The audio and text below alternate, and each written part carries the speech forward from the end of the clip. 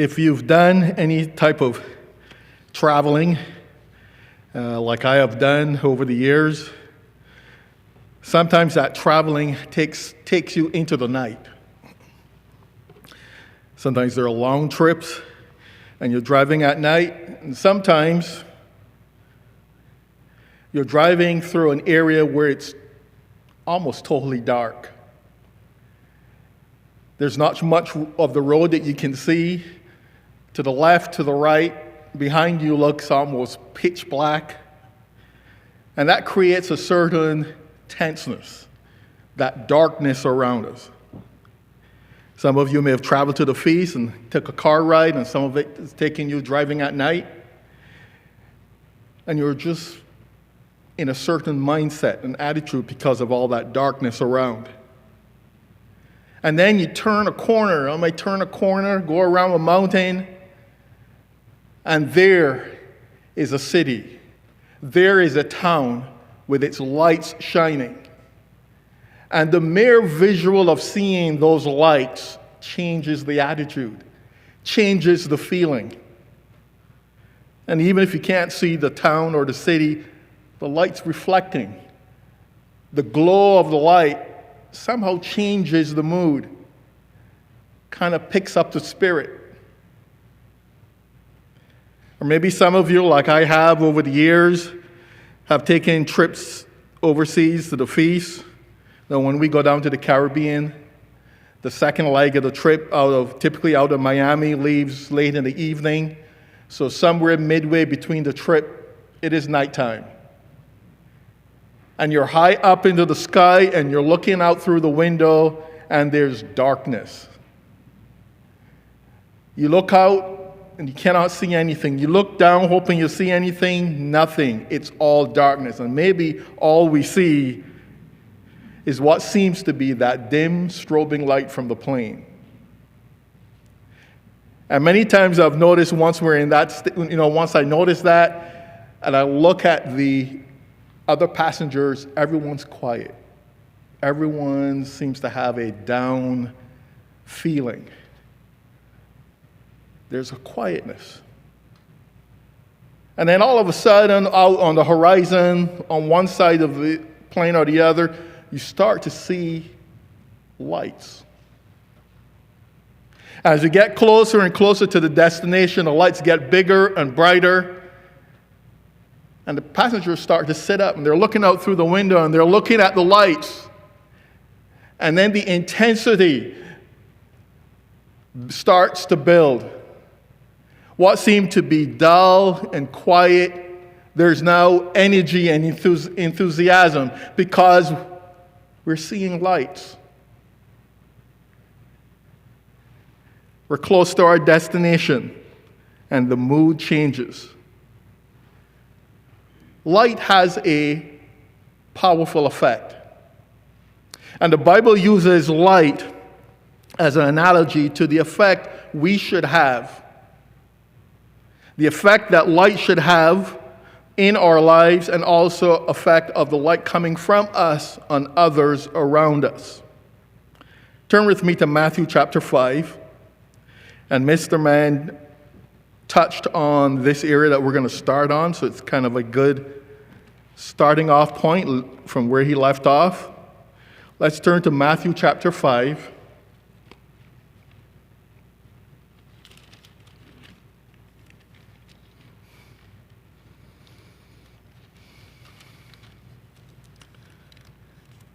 Now let's go to verse 14.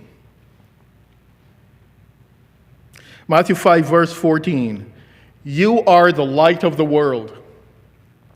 A city that is set on a hill cannot be hidden. We're the light of the world, and like a city on a hill, can't be hidden. Like turn around the corner of that mountain, and there's that town, there's that city in view with all the lights. It cannot be hidden. But let's consider the context of that statement. We're not going to read through it since Mr. Mann did that. But if you go through starting from verse 1, verse 2, see, he's speaking to the disciples. The disciples came to him as he sat down on a mountain. And then he proceeds to give the Beatitudes. What is he communicating here? He's communicating a behavior, a way of life, something that comes from inside out. Then verse 13, Matthew 5, you are the salt of the earth. And if the salt loses its flavor, how shall it be seasoned? I believe Mr. Mann talked about this subject as well, not too long ago. What's he talking about? Character, how we live, what comes from the inside out. And then we get to verse 14. Ye are the light of the world. You are the light of the world. A city that is set on the hill cannot be hidden. The context, my behavior, your behavior. My character, your character. What we do and what we say, what comes from within, is what he is addressing here.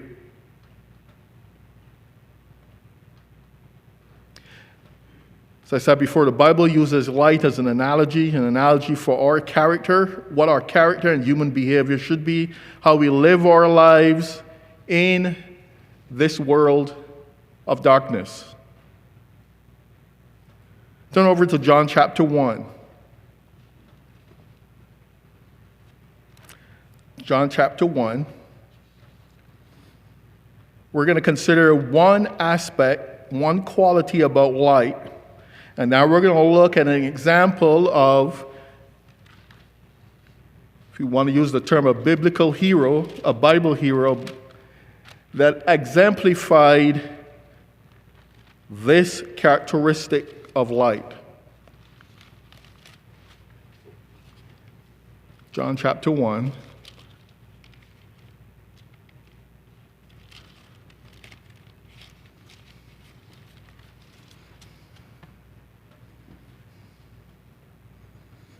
Let's start in verse 1. In the beginning was the Word, and the Word was with God, and the Word was God. He was in the beginning with God. All things were made through him, and without him nothing was made that was made. Verse 4 is the key. Verse 4 and 5. In him was life, and the life was the light of men. And the light shines in the darkness, and the darkness did not comprehend it. The light shines, and the darkness did not comprehend it. That seems like a strange word, is how we would use the word comprehend today. The Greek word means seize, or to possess, or to apprehend, or to attain. Like you would seize a child's hand before he runs or he or she runs across the street. Or you grab something. So if you imagine and think of what we're communicating here, is that when we have the light, darkness cannot seize the light. Darkness does not attain, restrain light. Another word we can think of is that darkness does not overcome light, but actually light overcomes the darkness. And we definitely live in a society, in an environment, in a world that's full of darkness, full of evil. And what is it that we are to overcome?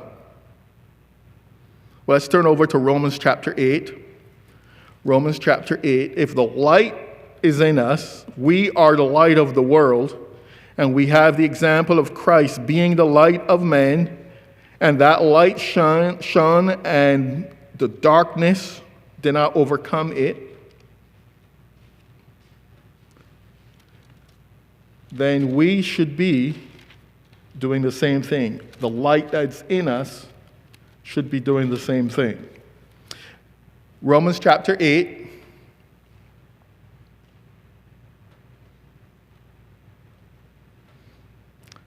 Going to verse 7. Let's start at verse 7. Romans 8, verse 7. Because the carnal mind is enmity against God, for it is not subject to the law of God, nor indeed can be. The way of the flesh, the thinking of the mind, the human mind, the carnal mind, cannot be subject to the laws of God unless something changes. Unless there's something there that replaces that carnal mind and causes us to be able to be subject to and to accept the laws of God. Verse 8, so then those who are in the flesh cannot please God. But you are not in the flesh, but in the Spirit, for indeed the Spirit of God dwells in you. For if anyone who does not have the Spirit of Christ, he is none of his. We have to overcome our human nature. We can't do it ourselves. Because to overcome human nature means to have a God nature, means to have the laws of God living within us. And the only way to get there is through the Spirit of God. As stated here, the Spirit of Christ, Christ living within us, allows us then to overcome the darkness which our human nature brings. And I know for every one of us, and I know for me too, if we reflect on our lives, we know that when our human nature takes precedent, that little good comes of it.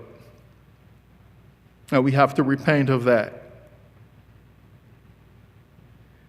Sometimes it's easy to say, yes, I know this is what God says, but here's how I see it. As some would say, the yeah buts. Yeah, God says this, but here's how I see it. This is the human nature coming up saying, God says this is His law, this is His way. No, I see it different. And we have to overcome that. Overcome our human nature. Let's drop down to Romans chapter 12. Go a little further, Romans chapter 12.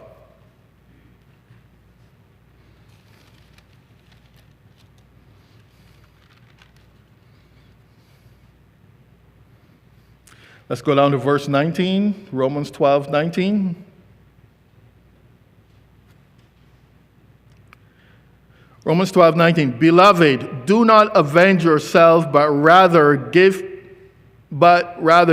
place to wrath, for it is written, vengeance is mine, I will repay, says the Lord. Therefore, if your enemy is hungry, feed him. If he is thirsty, give him a drink. For in doing so, you will heap coals of fire on his head. Do not be overcome by evil, but overcome evil with good. The light that we are to have is to overcome darkness. And part of that darkness is doing evil. In this context here, revenge. Someone did something to me. Someone said something to me. Or there's jealousy and envy. Somebody is achieving something that I want.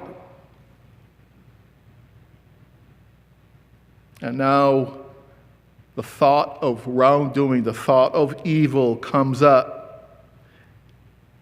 And in the example that we're going to cover, we're going to see there was ample opportunity to take revenge because evil was done. But the light shone through and overcame darkness, overcame evil. Let's turn over to back to Matthew chapter 5. We're to overcome our human nature. Just as light overcomes the darkness, we're to overcome human nature. We're to overcome the temptation to do evil because someone else did evil. Matthew chapter 5.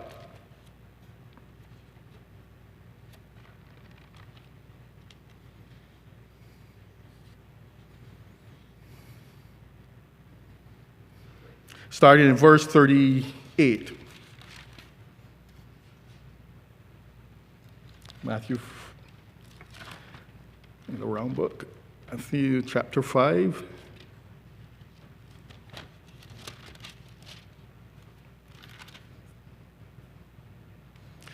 Starting in verse 38. You have heard it said, an eye for an eye and a tooth for a tooth.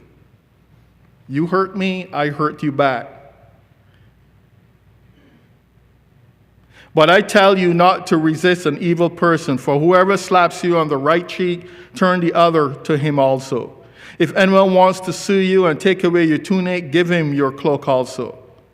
And whoever compels you to go 1 mile, go with him 2. Give to him who asks you, and from him who wants to borrow from you, do not turn away.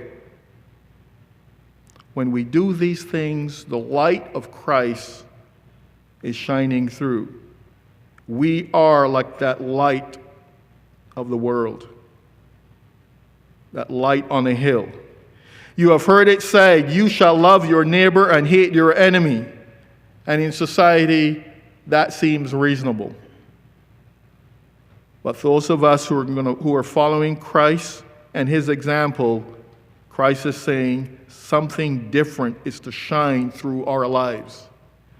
Verse 44, but I say to you, love your enemies, bless those who curse you, do good to those who hate you, and pray for those who spitefully use you and persecute you. If we allow our human nature to reign, that's not going to happen. Human nature is not going to allow you or me to love our enemies. Our human nature is not going to allow us to pray for those who misuse us or persecute us.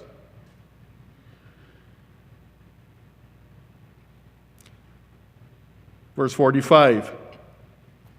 But I say to you, love your enemies, bless those who curse you, do good to those who hate you, and pray for those who spitefully use you and persecute you, that you may be sons of your Father in heaven. The word sons here is general. It's not leaving out the women. It's not leaving out females. It is all of us can be part of the family of God. For he makes his sun to rise on the evil and on the good, and sends rain on the just and on the unjust. If we could just remember this principle here. God sends the rain. God lets the sun shine on the just and the unjust. He shows love to all. Verse 46, for if you love those who love you, what reward have you? Do not even the tax collectors, who didn't have a very good reputation at that time, do the same? And if you greet your brethren only, what do you do more than others? How different are you from society if you do these things? Where is the light? Do not even the tax collectors do so? Therefore you shall be perfect, just as your Father in heaven is perfect. So Christ says we are the light of the world. And John says that Christ, as the light towards men, that light was not overcome by darkness. Darkness could not overcome that light, and therefore we too must not be overcome by darkness. An analogy we can have, you may have observed, if you have 2 rooms next to each other with a solid door. It's dark in one room and there's a light on in the other room. When we open the door, what happens? Does darkness come out of one room and overtake the light in the other room? Or does light in one room go in and remove the darkness? And therefore, that is what should be reflected in our lives. As we show the light of Christ in a society, in a neighborhood, at work, at school, as we show the light of Christ, some of the darkness that does exist should be overcome. So we're going to take a look at what we may call a hero of the Bible, a major character in the Bible, and observe what he had to go through and see how the light shone through him, how he applied it. And hopefully it will serve as an analogy, as an example of how we can live our lives through ups and downs, through triumphs and tragedies, through circumstances beyond our control, can still have the light that overcomes darkness. Let's turn over to Genesis chapter 37 to start.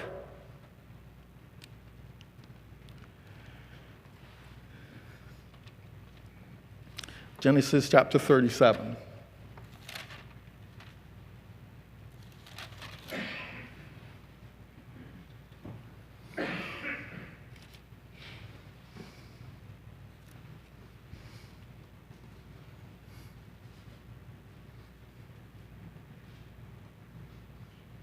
We're not going to read every single chapter about this individual, but we're going to go through the main points as we are focusing on the light. Chapter 37, Genesis 37, verse 1. Now Jacob dwelt in the land where his father was a stranger, in the land of Canaan. And this is the history of Jacob. Joseph, being 17 years old, was feeding the flock of his brothers. And I hope all of us can pay attention. Those of us who are young, those of us who are old, those of us who are teenagers, those of us who are young adults. Because we're going to see the example of an individual from the time he was young was faced with challenges, faced with environments that was not in his best interest. And there was a light within him, a light that shone through, no matter the circumstances. Here we are introduced to Joseph, 17 years of age. Joseph, being 17 years old, was feeding the flock with his brothers. And the lad was with the son of Bilhah and the son of Zilpah, his father's wives, and Joseph brought a bad report of them to his father. So we see Joseph.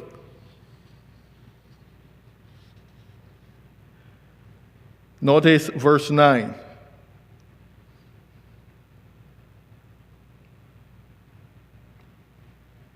Actually, let's go up to verse 5. Now Joseph had a dream, and he told it to his brothers, and they hated him even more.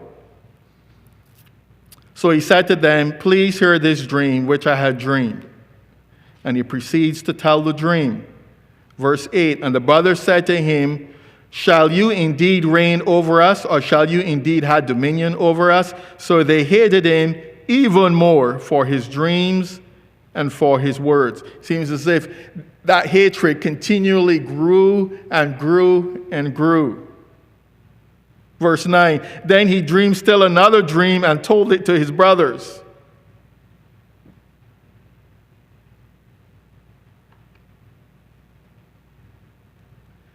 And he said, "Look, I have dreamed another dream, and this time the sun and the moon and the 11 stars bowed down to me."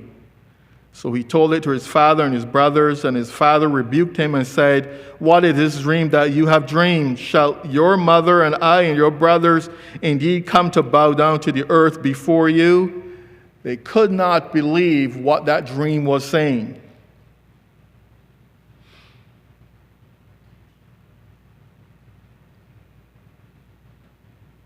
What would happen to a young person whose carnal mind kicks into high gear?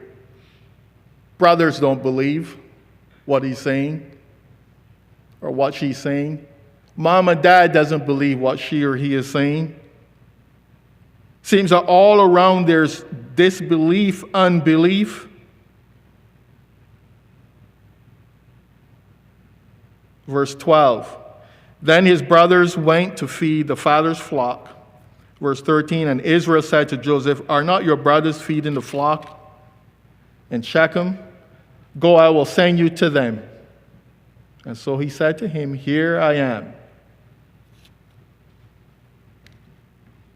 Simple statement.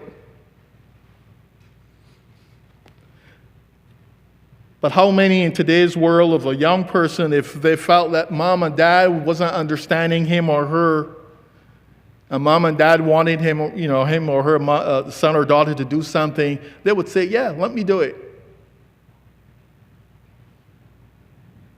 Or would they kick up a fuss and resist? Joseph, given all that was going on and whether the family believed him or not, he still said, Dad, here I am. I am ready to do what you're asking me to do. That shows a certain perspective. Because human nature, I have human nature and I know you have human nature. If that rose up, we would not want, as a young person, to respond like Joseph did here.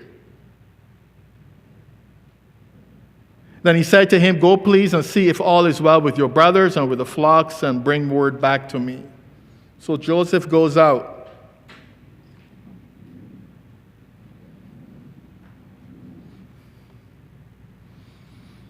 And let's drop down to verse 19. The brothers see Joseph coming, and what do they say? Genesis 37, verse 19. Then they said to one another, Look, this dreamer is coming. Come, therefore, let us now kill him and cast him into the pit, and we shall say, Some wild beast has devoured him. We shall see what will become of his dream. Now we'll see what will become of his dreams. But Reuben heard it, and delivered him out of this hand, and said, Let us not kill him. And Reuben said to them, Shed no blood, but cast him into this pit. And it came to pass when Joseph came to his brothers, that they stripped Joseph of his tunic, that tunic of many colors.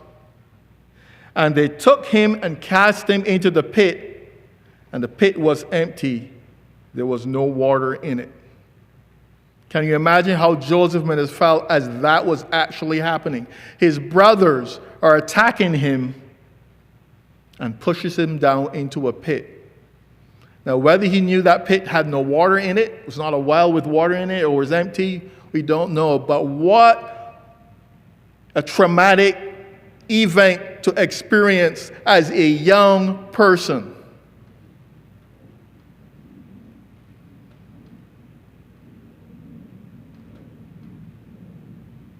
Verse 25. We see an a callous approach to the brothers. Pushes Joseph into a pit. And look at verse 25. And they sat down and ate a meal.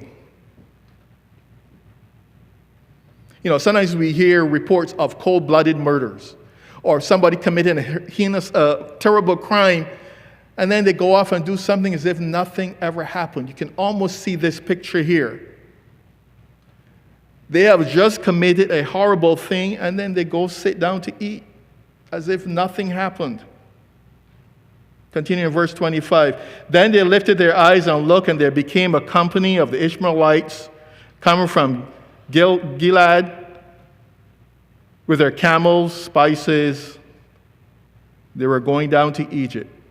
So now the brothers decide that they're going to sell Joseph.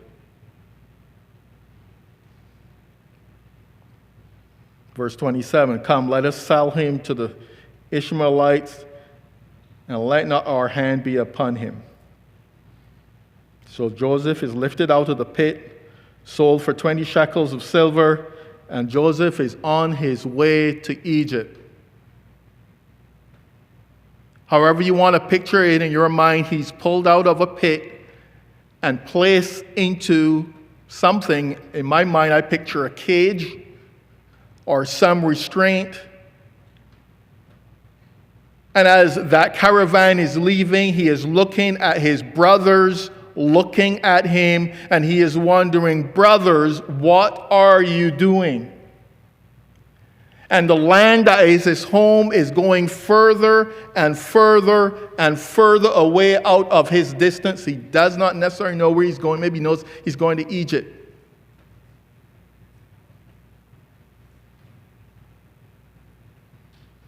So Joseph is sold into Egypt. Let's skip over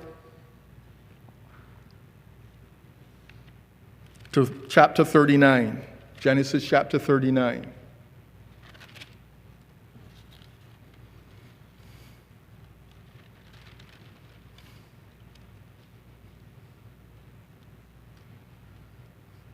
Verse 1, now Joseph had been taken down to Egypt, Genesis 39.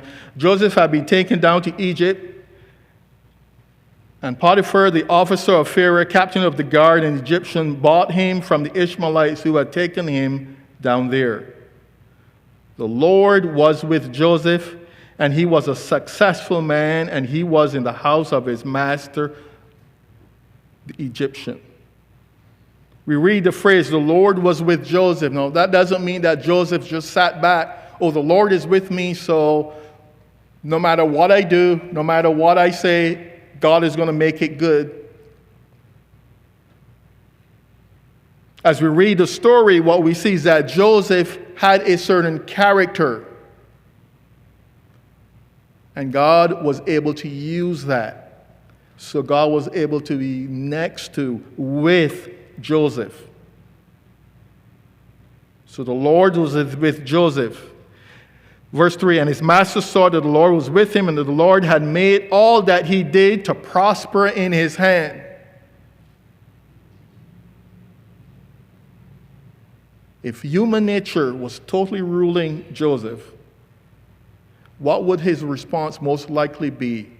Having been betrayed by his brothers, sold out of his homeland back down to Egypt, and now a slave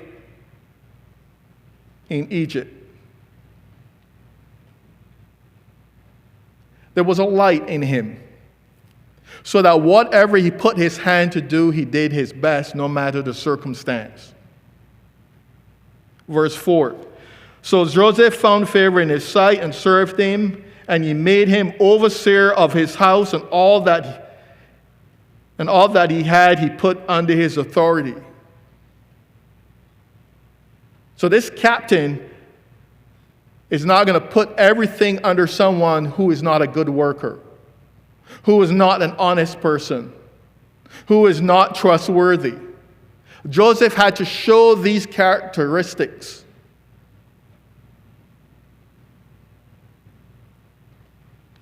And Potiphar saw it and placed Joseph over his house. Verse 5, so it was from the time that he had made him overseer of his house to all that he had, that the Lord blessed the Egyptian's house for Joseph's sake. And the blessing of the Lord was on all that he had in the house and in the field. There are those who are blessed when we show the light of God. There are those who can benefit when we show godly character. Verse 6, thus he left all that he had to Joseph in his hand. And he did not know what he had except for the bread which he ate. Can you imagine that? It's like saying your boss leaves you head of the company or head of the department, and he has no idea what's going on in the department, in the company, except the check he gets every week, every month, or whatever it is.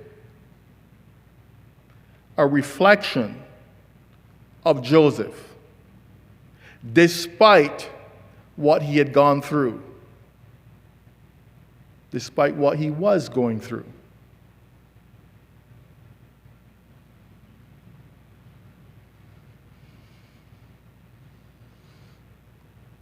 Verse 7, still in chapter 39, and it came to pass after these things that his master's wife cast longing eyes on Joseph, and she said, lie with me. But he refused and said to his master's wife, look, my master does not know what is with me in this house, and he has committed all that he has to my hands.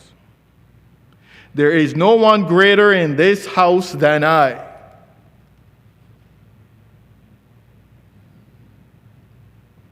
As I read that, I can think of times in the past where at work I'm in a department, the boss leaves and leaves somebody in charge.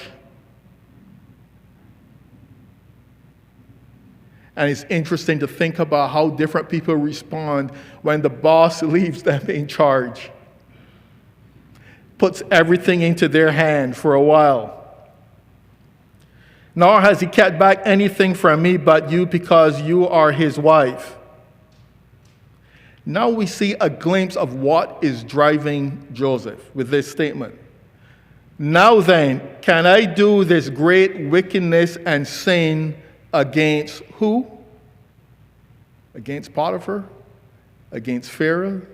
Against me? No. Against God. The source of his light, the source of what drove him, is what was in his mind. And no matter the circumstances that he was in, it was, do I or do I not sin? And if I do or do not, it is in context of God.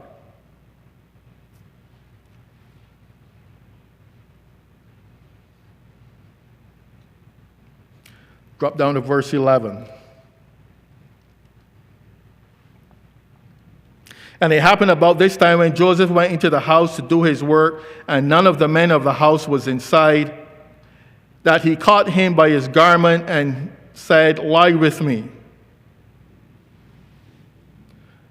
Now, don't know whether Joseph was unaware that other men were not there and he was alone with Potiphar's wife or not. But that's why we have the great advice of men, married men, do not be alone with a female somewhere. Don't create that environment. Even if you don't intend anything, do not create that environment.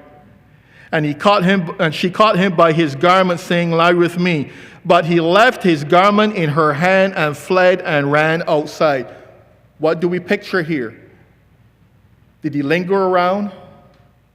He said, here is a situation that I should not be in. Let me get out of in here. A good example for all of us. To be aware of our surroundings. To be aware of the conditions that are developing. And if the situation developing is one we should not be in, get out of there. Don't reason. Don't say, well, I have the Spirit of God, or God is with me. Therefore, I can withstand any temptation. I can withstand anything that's going on around me. Get out of there. And Joseph got out of there.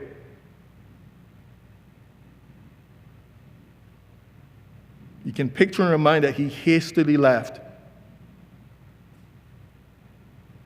Verse 13, and so it was when she saw that he left his garment in her hand and fled outside, that she called the men of her house and spoke to them, saying, see, he has brought to us this Hebrew to mock us, framing him, lying about Joseph. Verse 15, and when it happened, when he heard that I left my voice, I cried, and he left his garment with me. Down to verse 19. So it was when the master heard the words which his wife spoke to him, saying, your servant did to me this manner, his anger arose. Now he was Potiphar. When the anger of Potiphar rises, what do you think normally happens, or would normally happen?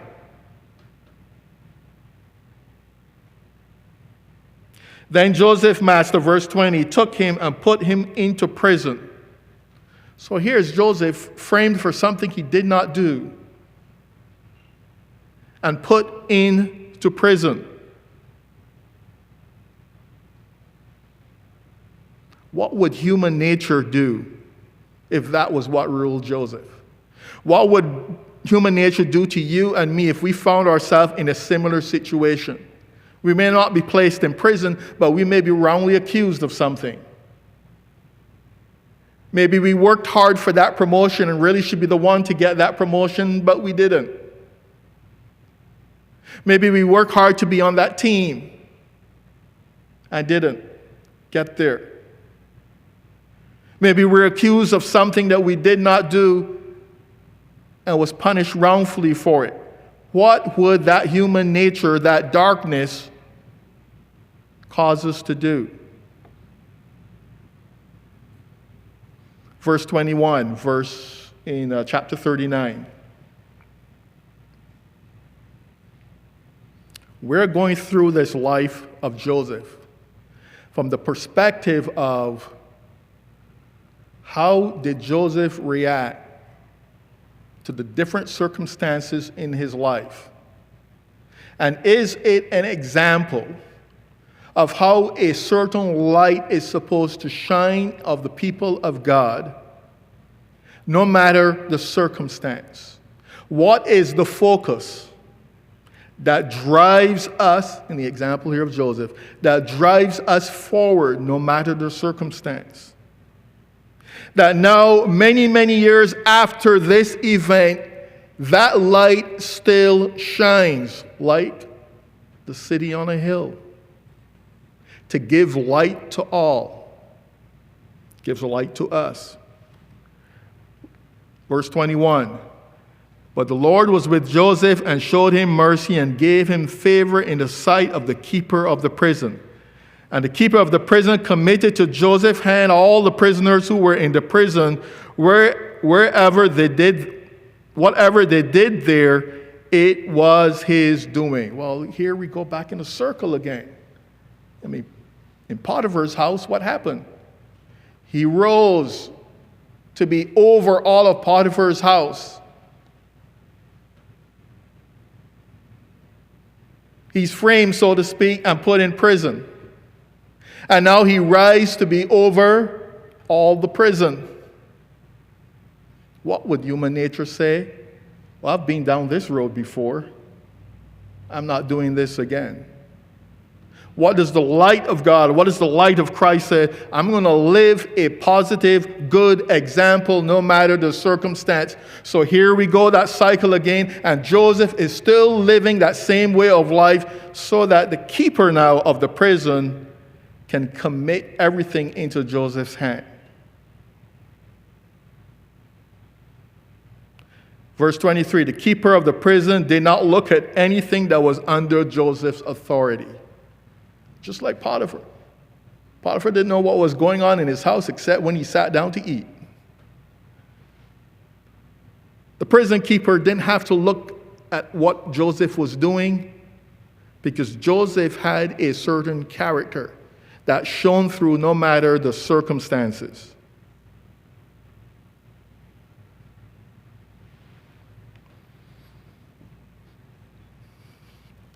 In Genesis chapter 40, we read that Pharaoh sent his butler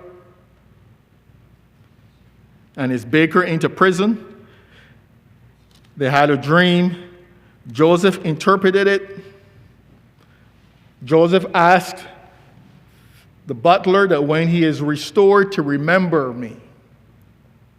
To remember me.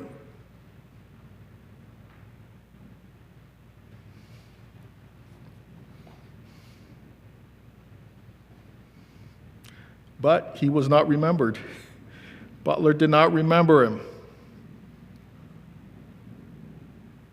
Let's go to chapter 41. And it came to pass at the end of 2 full years. So 2 years go by. Joseph is still there hoping, thinking that he's going to be remembered. But 2 years go by and Pharaoh has a dream. And we read what those dreams were. And Pharaoh wanted to know what was the meaning of those dreams. Verse 9 of chapter 41. Then the chief butler spoke to Pharaoh, saying, I remember my faults this day, when Pharaoh was angry with his servants and put me in custody in the house of the captain of the guard, both me and the chief baker, and we each had a dream.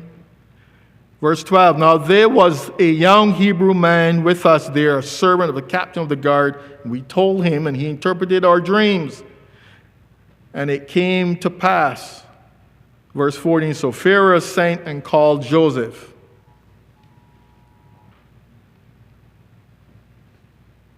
What was Joseph? What would be Joseph's response? Or what was Joseph's response? What would be the response of someone who's gone through all these things, from being sold into slavery into Egypt by his brothers, being pushed into a pit,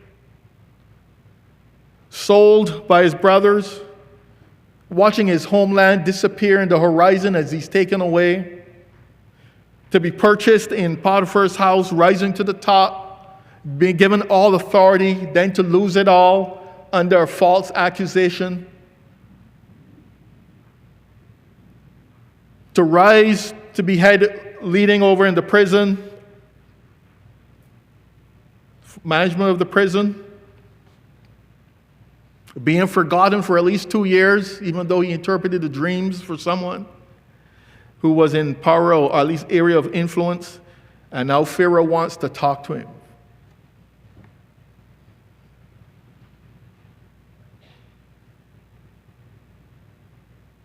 Verse 15, chapter 41. And Pharaoh said to Joseph, I have had a dream, and there's no one who can interpret it. But I have heard it said that you have an understanding of a dream to interpret it. Verse 16. So Joseph answered Pharaoh, saying, you see, yeah, I can interpret dreams.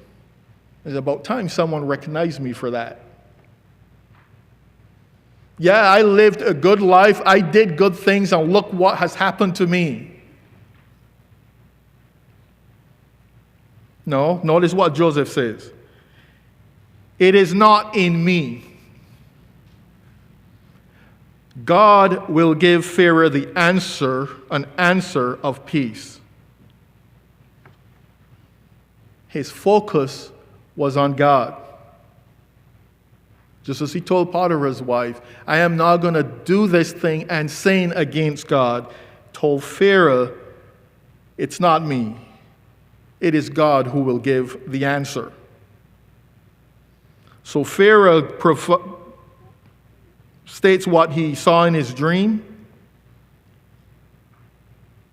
And in verse 25, Joseph said to Pharaoh, the dreams of Pharaoh are one. God has shown Pharaoh what he is about to do. And Joseph begins to interpret the dream. Indeed, 7 years of great plenty will come through all the land of Egypt, verse 29 of verse 30. But after them 7 years of the famine will arise, and all the plenty will be forgotten in the land of Egypt. Just think of that statement. I mean, when we were without rain, we can think about the time we had rain and compare it with the time we don't have rain. Normally, we can remember the times when things were good or whatever it is versus what's happening now. He is saying it's going to get so bad that you can't even remember when you had things good. It's going to feel as if it was famine forever. It's going to be so severe.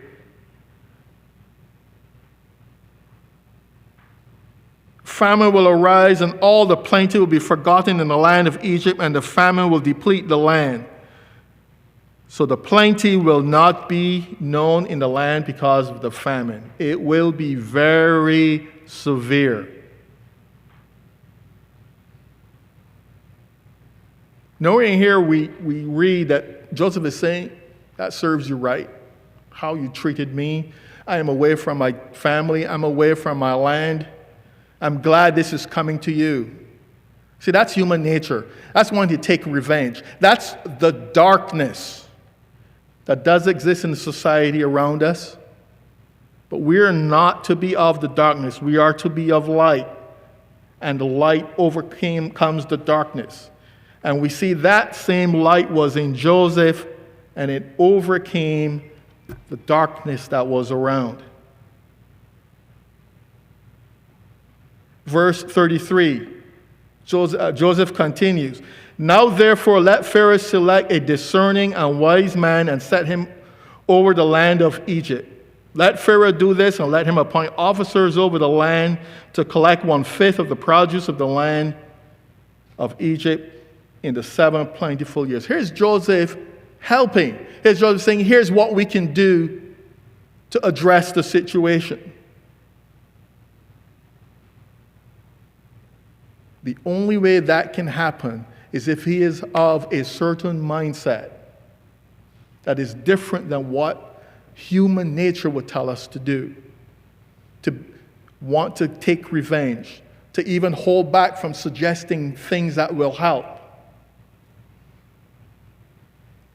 Joseph makes a suggestion of how to survive.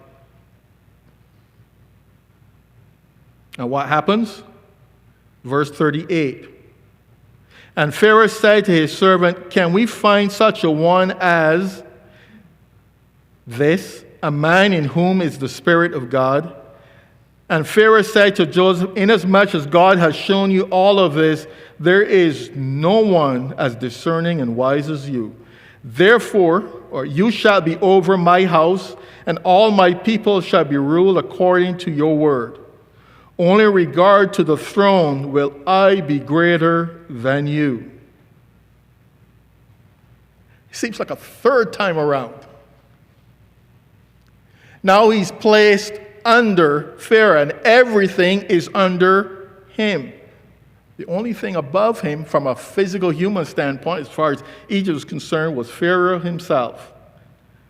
Then Pharaoh took his signet ring off his hand and put it on Joseph's hand, and he clothed him in the garments of fine linen and put a gold chain around his neck. And he had him ride in the second chariot which he had, and they cried out before him and bowed the knee. Joseph has risen to a high position in Egypt.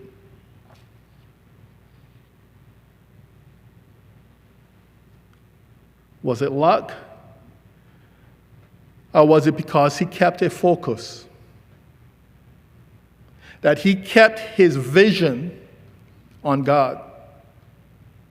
And he had a certain vision that he kept in his mind as well. We're going to come to that.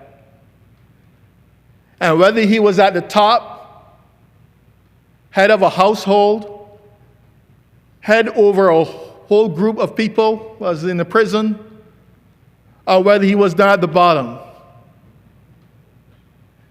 he held a perspective that reflected positive light, and God was with him for that. But it doesn't stop there. Let's go down to Genesis chapter 2. Genesis chapter 2. When Jacob saw, verse 1, when Jacob saw that there was grain in Egypt, Jacob said to his son, why do you look at one another? Indeed, I heard there's grain in Egypt. Go down there and buy for us, that we may live and not die. So his sons go down to Egypt. But Jacob did not send Benjamin. Verse 6, now Joseph was governor over the land, and it was he who sold to all the people of the land. And Joseph's brothers came and bowed before him with their faces to the earth. Now when Joseph saw that, he must have remembered something. He must have remembered a dream back when he was a teenager, that all his family didn't believe what that dream meant. Verse 7, Joseph saw his brothers and recognized them, but he acted as a stranger to them and spoke roughly. He recognized his brothers. Verse 8, so Joseph recognized his brothers, but they did not recognize him. Then Joseph remembered the dreams that he had dreamed about them and said to them, you are spies. You've come to see the nakedness of the land. So he's going to test them. But he remembered the dream. He remembered God's revelation.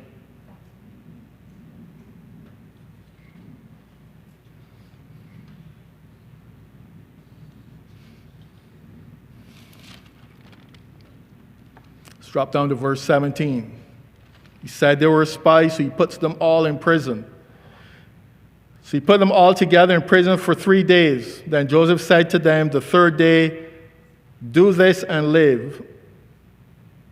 If you are honest men, let one of your brothers be confined to the prison. And then you go and carry grain for the famine of your houses, and bring your youngest brother to me, so your words will be verified, and you shall not die. And they did so. They didn't recognize him.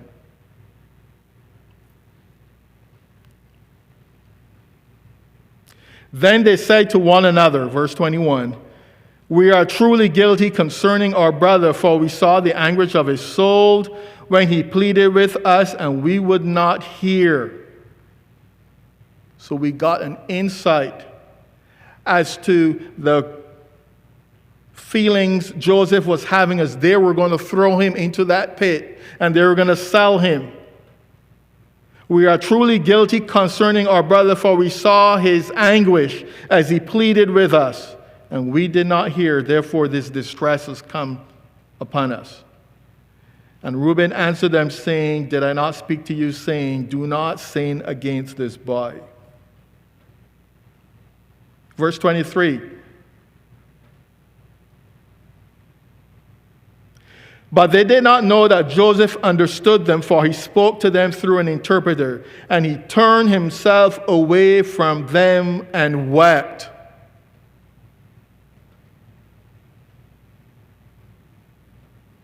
He saw something in his brothers that he probably longed for. And he turned aside and wept so that they would not see. That's not written here. I'm adding that. Turn aside and wept. Then he turned to them again and walked with them and talked with them. And he took Simeon from them and bound him before their eyes. There was not revenge in Joseph's heart. There was not revenge. Vengeance is part of darkness. But light must overcome that darkness. So Joseph tested his brothers. We read that in Genesis 44.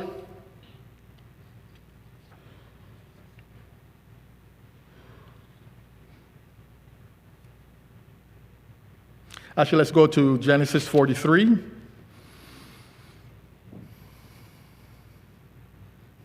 After they run out of money, they have food, they have to come back. Genesis 43, let's go to verse 15. So the men took and present that present and Benjamin, and they took double the money in their hand, and they rose and went down to Egypt. They ran out of food, so they have to go back to Egypt. Joseph said, don't come back unless you have Benjamin with you, so they have to take Benjamin. When Joseph saw Benjamin with them, he said to the steward of his house, take these men to my home and slaughter the animal and make them ready. Then the man did as Joseph ordered, and the man brought the men to Joseph's house. Now the men were afraid because they were brought to Joseph's house, and they said, is it because of the money that was returned in our sacks? They were afraid. Then as they drew near, the steward of Joseph's house spoke to them. Actually, Joseph was bringing them to a banquet.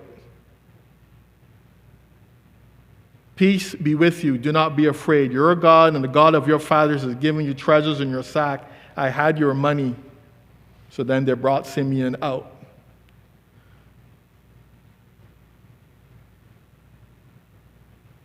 So verse 24, so the man brought the men into Joseph's house and gave them water, and he washed their feet and gave their donkeys feet. So he's treating them well. After all that has happened, after what they did to him, he did not seek revenge, but he treated them well.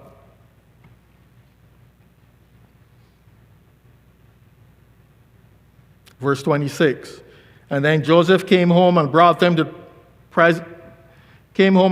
brought him the presents which was in their hands to the house. Then he asked them about their well-being. He's interested in them, asking them about their well-being. Is your father well? Is he still alive? And they answered, Your servant, our father, is in good health, and he is alive. Verse 29, he lifted his eyes and saw Benjamin. Verse 30, now his heart yearned for his brother, and he made haste and sought somewhere to seek revenge, somewhere to see how to get back at them. Once again, we see that heart of forgiveness, that light. So Joseph made haste and sought where to weep. And I can imagine it was just not just crying tears. It is a heartfelt cry and weeping and emotion. He went to his chambers and wept there. Then he washed his face and came back out. And he restrained himself. So he's bursting to say, here I am, Joseph. And he has to restrain himself. He's not looking for vengeance. He's not looking to do evil.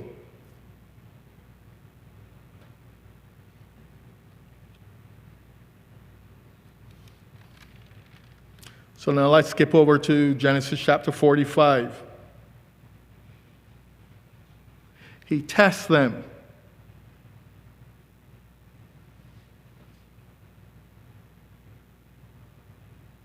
And as he saw how the brothers were reacting and how they showed, it seems, sorrow and grief as to what they had done in the past. Chapter 25, verse 1. Then Joseph could not restrain himself before all those who stood him, and he cried out, make everyone go out from me. So no one stood with him while Joseph made himself known to his brothers. What was building inside of him was not, let's take revenge. What was building inside him was not, I'm going to show you who's boss here now. I have the power.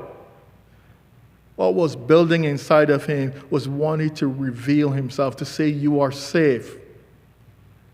To say that God's word, that God's promise has been fulfilled.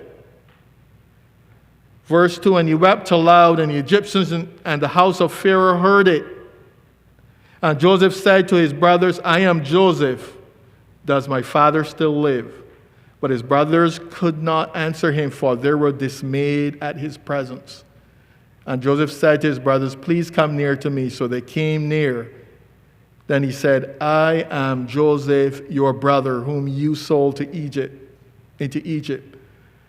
But now do not therefore grieve or anger yourselves because you sold me here. Here is another statement of focus. For God sent me before you to preserve life.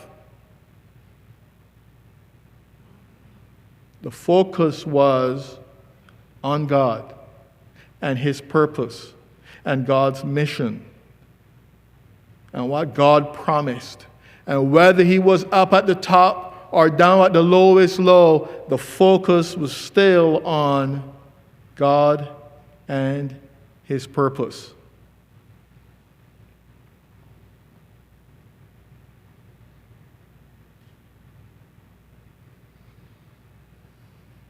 Let's go over to Genesis chapter 50.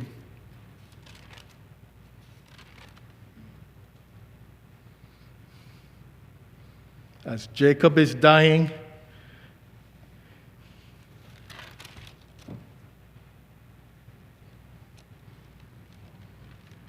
Jacob speaks to his sons. Jacob blessed Joseph's sons. Now we're going to Genesis chapter 50. Verse 1, then Joseph fell on his father's face and wept over him and kissed him. And Joseph commanded his servants and physicians to embalm him, his father. So the physicians embalmed Israel. So Joseph's father dies. Drop down to verse 15. When Joseph's brothers saw that their father was dead, he said, perhaps Joseph will hate us and actually pay us back. and actually repay us for all the evil which we did to him. That would be the thought of a carnal mind. That would be the thought of human nature coming up. That would be the thought of revenge. No matter how long you have to wait, no matter how many years have to go by, revenge. And that's what they were thinking. Verse 16, so they sent messengers to Joseph saying, before your father died, he commanded us. Thus you shall say to Joseph, I beg you, please forgive the trespasses of your brothers and their sins. Drop down to verse 19. Joseph said to them, do not be afraid. Notice this next statement.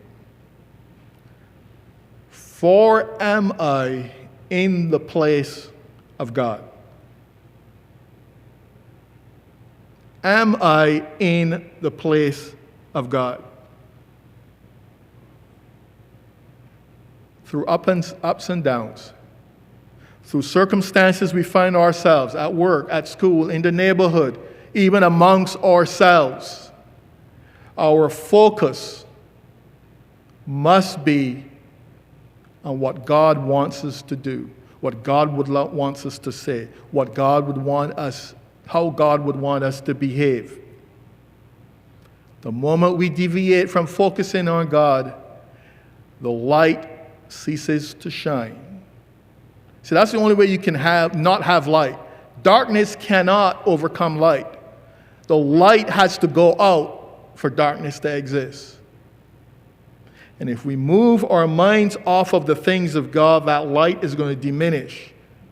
And then the evil will appear in our lives. The evil will grow around us. Joseph said, do not be afraid, for am I in the place of God? In other words, don't take vengeance. Vengeance is mine, says the Lord. So if your enemy hungers, feed him. If he's thirsty, give him a drink. If he needs clothes, clothe him. Verse 20. But as for you, you meant evil against me, but God meant it for good, in order to bring about, as it is this day, to save many people alive.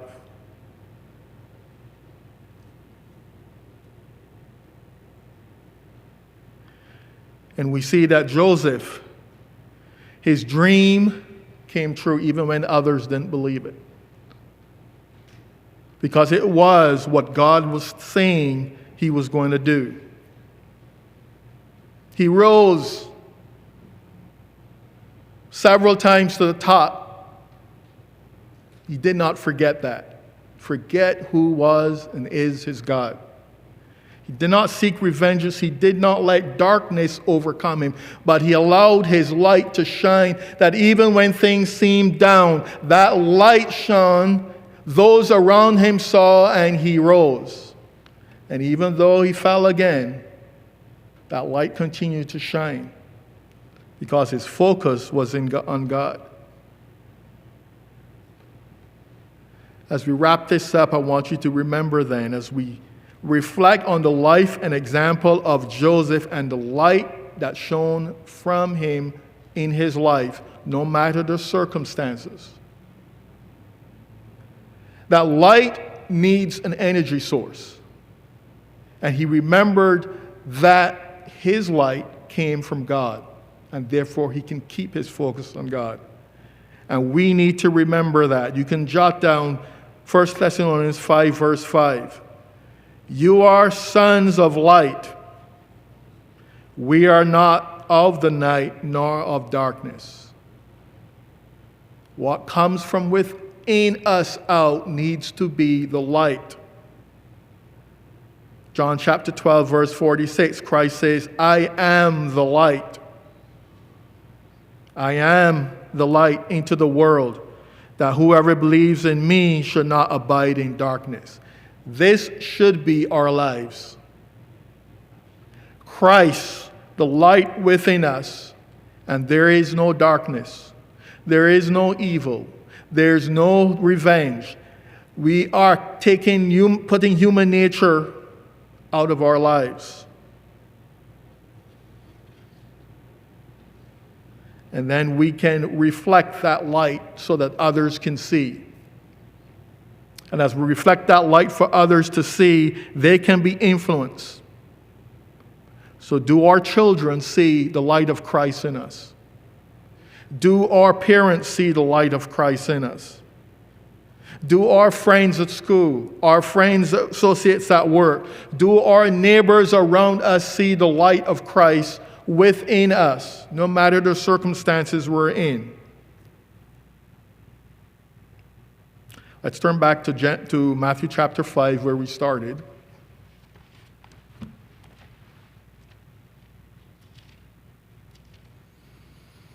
There are other examples we can read of in the Bible of the light that comes from God shining through them.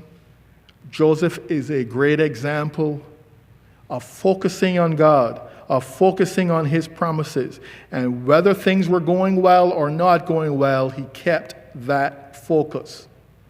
And that light shone through. Let's go back to Matthew chapter 5.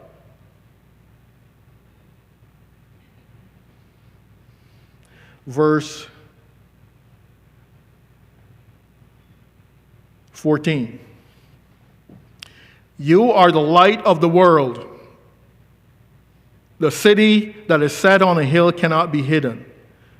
Nor do they light a lamp or put it under a basket or put on a lamp, but on a lampstand that it gives light to all who are in the house.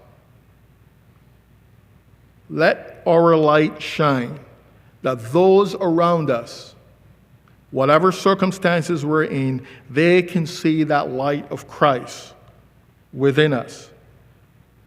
Verse 16, let your light so shine before men that they may see your good works. They see what we do. They see how we live. Why? Because we have the same focus that Joseph had on God and his word. And as a result, we read here, let your light so shine before men that they may see your good works and glorify your Father in heaven.